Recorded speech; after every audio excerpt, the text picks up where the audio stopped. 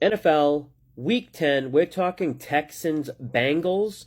Texans opened up at +8 or +7.5 point favorites, and it's since moved down to +6.5, and that's a significant line move, crossing that key number of 7. And this was caused by two main factors. First one was sharp money betting the Texans at +7.5, but also the injury status of Bengals wide receiver Jamar Chase. Looks like he won't play, and that helped budge that line move to where it is now.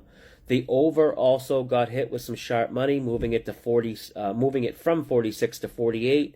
No surprise, we're seeing over money with both offenses clicking, and with C.J. Stroud coming off a rookie record-breaking game. Three wide receivers for the Texans: Tank Dell, Noah Brown, and Dalton Schultz all had 100-plus yard receiving games. I definitely agree with the over, but I am a little surprised to see the betting interest on Houston, especially when you consider the level of competition they've faced recently. We're talking about a close win versus the Bucks, a close loss to the Panthers, a one-score win versus Saints, and a tight loss to the Falcons. Now going on the road playing Cincy, which is a pretty big step up in competition. Cincy has won and covered the spread now in their last 4 games, and Cincy's offense is completely different now than they were the first 4 weeks of the season. They're clicking on all cylinders and get to play a Texans defense that was just shredded by Baker Mayfield. This is a tough game to pick, but lucky for us, we don't have to try and pick every game, so I'll pass on the spread, but back to this over. I think both offenses have good matchups. Houston should be able to exploit the weakness of the Bengals defense, and that's their safeties who have been struggling in the pass game. And this is where Houston has had success with tight ends attacking the middle of the defense. I'm not really worried about the Bengals' ability to score, and I feel good about the Houston offense too. Before last week's game, there was a sort of a divide between the coaches and C.J. Stroud.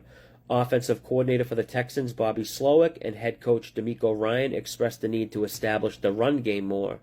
C.J. Stroud disagreed, said he wants to throw more downfield. Now, after last week's passing performance, it looks like the coaches are on board with passing more. This week in press conferences, they've already said how the ground game seems broken, but luckily they can lean on the passing game.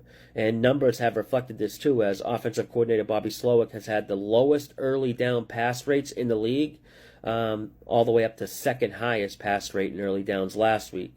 Passing is obviously good for overs, and with Houston as a decent-sized underdog, it's assumed they'll be playing from behind at some point in the game, and that's when they ramp up the tempo and aggression and go pass heavy. And really, if Houston wants to stay competitive, passing is their way, to do that. Their O-line is great at pass blocking, but near the bottom in run blocking metrics. I think it sets up good for the over here. But that's all I got for this one. If you watched the end, I appreciate it. Hopefully you found this video helpful or informative. Until next time, good luck with your bets.